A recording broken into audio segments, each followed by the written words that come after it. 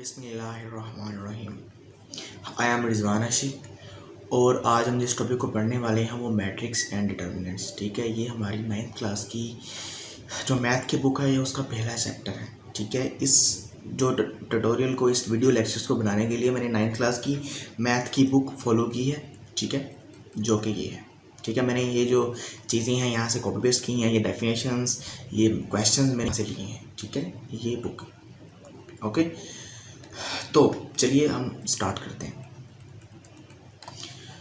तो हम इसमें क्या क्या पढ़ने वाले हैं? इसमें हम पढ़ने वाले हैं आज के मैट्रिक्स क्या होता है। यकीनन आपके लिए एक नया टॉपिक है, आप लोग पहले मैट्रिक्स से शायद फैमिलियर नहीं है, तो इसलिए टेंशन नहीं लेनी। बिल्कुल जो जो बातें मैं कहता जा रहा हूँ उसको सुनना है, अगर समझ ना आई तो दोबारा सुनना है इस लेक्चर को। ठीक है, मैट्रिक्स क्या होता है? मैट्रिक्स में रोज़ एंड कॉलम्स, या रोज़ एंड कॉलम्स के वर्ड से फैमिलियर होंगे, सुना होगा पहले कभी। रो क्या होती है? कतार होती है, कॉलम, इसको हम कॉलम कहते हैं, उफ की। ओके, तो फिर हमारे पास होती है ऑर्डर ऑफ मैट्रिक्स, ये भी एक नई चीज़ है यकीनन। तो हमारे पास इक्वल मैट्रिक्स के हम कब कहते हैं कि दो मैट्रिक्स जो हैं वो इक्वल है, आपस में बराबर है। ठीक है, तो फिर अब चलिए हम स्टार्ट करते हैं लेक्चर को। ओके, तो सबसे पहले मैट्रिक्स क्या होता है? मैट्रिक्स जो हमारे पास एक कलेक्शन ऑफ रियल नंबर्स है। रियल नंबर क्या होते हैं? पॉजिटिव, नेगेटिव पॉइंट्स में इस नंबर को रियल नंबर्स कहते हैं, तो उनका ये कलेक्शन होता है बेसिकली। ठीक है, जब उसको हम रेक्टेंगुलर फॉर्मेशन में लिख देते हैं, ठीक है, जब उसको हम रेक्टेंगुलर फॉर्मेशन मतलब कोमास के साथ नहीं लिखते, उसमें प्लस माइनस लगा के इकट्ठा जोड़ के नहीं लिखते, हम उनको एक रेक्टेंगल की फॉर्मेशन में इस तरह से लिख देते हैं। ठीक है, ये इसकी दूसरी रिक्वायरमेंट है।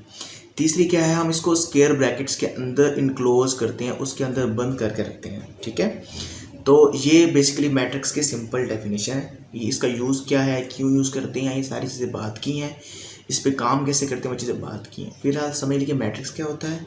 मैट्रिक्स हमारे पास कलेक्शन ऑफ रियल नंबर्स है। ठीक है, पहली बात। दूसरी, हम इन नंबर्स को रेक्टेंगुलर फॉर्मेशन में लिखते हैं क्लोज करके, दूसरी बात। तीसरी बात, हम इसको जब क्लोज मतलब उसकी शेप में लिखते हैं, इसको हम स्क्वायर ब्रैकेट्स के साथ इधर उधर इसके लगा देते हैं दोनों तरफ। ठीक है, ओपन एंड क्लोज। ओके, तो इसकी डेफिनेशन पे आ जाते हैं हम कि हमारे पास क्या है। एक रेक्टेंगुलर फॉर्मेशन होती है, कलेक्शन ऑफ रियल नंबर्स हैं, और इसके इर्द गिर्द स्क्वायर ब्रैकेट्स लगी होती हैं। इसी जो ऊपर वाले 3 पॉइंट्स हैं, इन्हीं को नीचे क्लोज करके लिख दिया गया है। ठीक है, इसकी डेफिनेशन जो है। ओके, आगे सिंपल इज़ दैट। आपको उम्मीद है समझ लगी होगी, नहीं समझ लगी तो इसको पीछे करके वीडियो को दोबारा देख लें। मैं दोबारा आपको सम अप कर देता हूँ कि हमारे पास नंबर्स हैं 1 2 3 4। अब जब अगर हम इसको रेक्टेंगुलर फॉर्मेशन में इस तरतीब से लिख देंगे तो उसको हम क्या कहते हैं? Rectangular formation. जब इसके इर्द गिर्द हम स्क्वायर ब्रैकेट्स लगा देंगे, उसको हम कहते हैं कि इनक्लोज बाय स्क्वायर ब्रैकेट्स। तो ये 3 चीज़ें जब फुलफिल होती हैं तो एक मैट्रिक्स बन जाता है। आगे चलते हैं। आगे हमारे पास है एलिमेंट्स। ठीक है, मैट्रिक्स के अंदर जो चीज़ें होती हैं, जिस चीज़ों से मिलके बनता है, उसको हम कहते हैं ये मैट्रिक्स के एलिमेंट्स हैं। जिस तरह इस मैट्रिक्स में 1 है, -2 है, 4.5 है और 0, ये मैट्रिक्स के एलिमेंट्स हैं या फिर उसके मेंबर्स हैं। ठीक है, आगे। और जो हमारा पास मैट्रिक्स को, जिस तरह आपने सेट पढ़ा था पहले, सेट को आप किसी लेटर से, अल्फ़ाबेट से डोनेट करते हैं, इसी तरह मैट्रिक्स को भी किसी अल्फ़ाबेट से डोनेट करते हैं। ठीक है, वो कैपिटल होना चाहिए। ठीक है, और जिस तरह से यहाँ पे आपको बताया गया है, ये मैट्रिक्स था और इसको हमने एक अल्फ़ाबेट के इक्वल कर दिया, मतलब उसको डोनेट कर दिया कि ये इसके बराबर है। ठीक है, जिस तरह आपने पहले पिछली क्लासों में सेट के बारे में पढ़ते आए हैं, मैट्रिक्स पर भी उसी तरह ये चीज़ें अप्लाई होती हैं। ठीक है, आगे चलते हैं। रोज एंड कॉलम्स। अच्छा, पहले तो समझने की ज़रूरत है कि रो क्या होती है। रो बेसिकली, अगर हम जो हमारे पास मैट्रिक्स में जो इस तरह से लेफ़्ट टू राइट, ठीक है, इसको हम कहते हैं रो। ठीक है, लेफ़्ट टू राइट जो हमारे पास प्रेजेंटेशन होती है इंट्रीज की, उसको हम कहते हैं रो।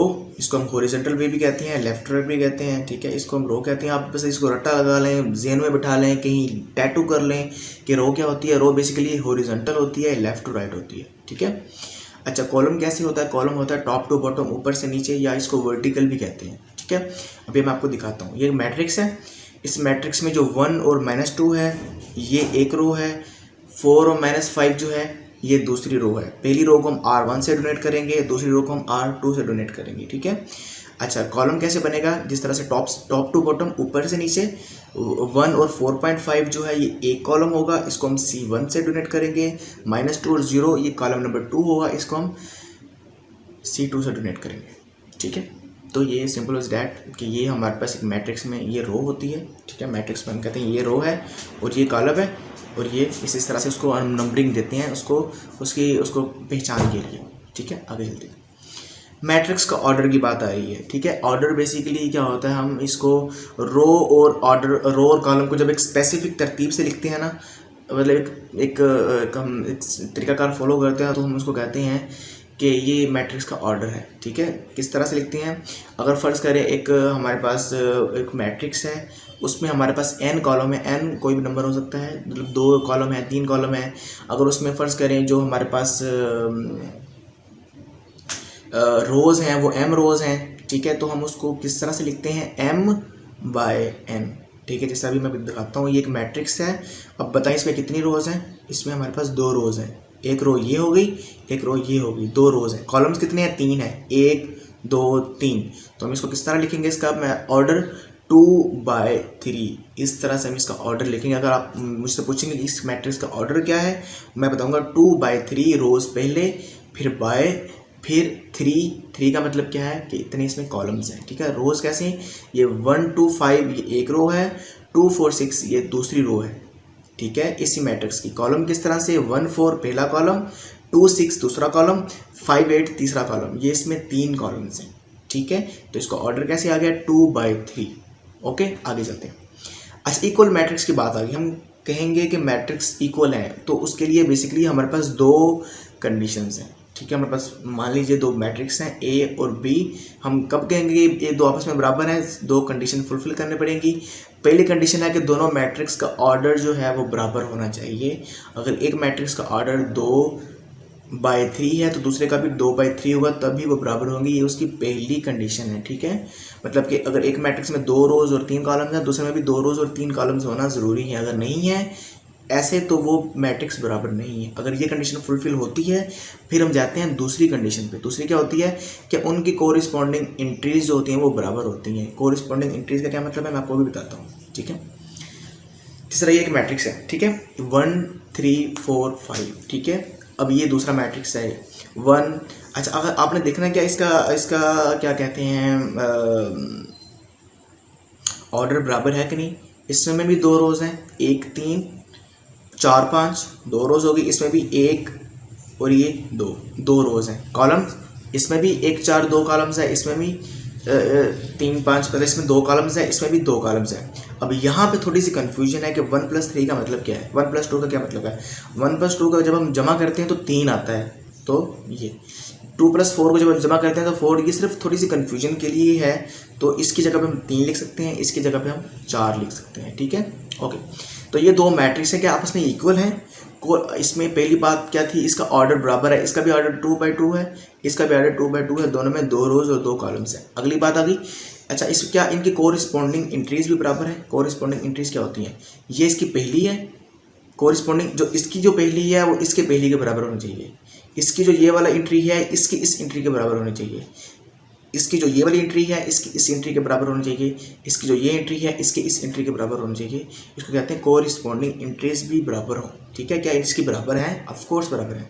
1 है, यहाँ भी 1 है, यहाँ पे 3 है, यहाँ पर भी 3 है। 1 + 2 3 ही होता है। 4 4 5 5, तो ये दोनों मैट्रिक्स क्या है, आपस में बराबर है। ठीक है, पहली कंडीशन ऑर्डर बराबर हो, दूसरी कंडीशन कि उनका जो क्या कहते हैं कोरिस्पॉन्डिंग एंट्रीज बराबर हो, दोनों ठीक है, तो ये मैट्रिक्स इक्वल हो गए। ठीक है, अभी ना हम इसकी एक्सरसाइज को देखते हैं, वहाँ से समझने की कोशिश करते हैं। ठीक है, ओके चलिए, ये इसकी एक्सरसाइज है। मैं थोड़ा सा जूम कर लेता हूँ ताकि बेहतर नज़र आए। ठीक है, तो यहाँ पे आपने करना क्या है, मुझे आपने ऑर्डर बताना है। इस मैट्रिक्स का ऑर्डर क्या है, 2 कॉलम है, 2 कॉलम है, 2 ही रोज़ हैं, तो 2/2। 2 कॉलम 2 रोज़ 2 कॉलम 2/2। एक रो है, 2 कॉलम्स है। एक रो कैसी है, इसकी ये रो 1 है। वर्टिकल जो हमारे पास हॉरिजॉन्टल में है, लेफ्ट टू राइट सिर्फ एक ही बन रहा है, लेकिन टॉप टू बॉटम 2 बन रही है, 1 ये 2। इसके लिए इसका ऑर्डर क्या होगा, 1/2 होगा।